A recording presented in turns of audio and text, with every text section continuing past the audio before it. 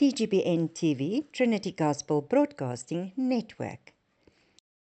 Ek is pastoor Abri Viljoen, ek is verbonde aan hierdie stasie en ek deel die program Leef Jesus. Ek doen dit omdat ek baie lief is vir Jesus en wil graag hê mense moet saam met my lief wees vir Jesus.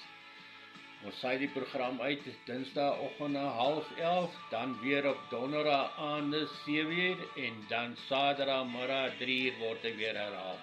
Kom luister asseblief gerus na hierdie stasie. Baie dankie.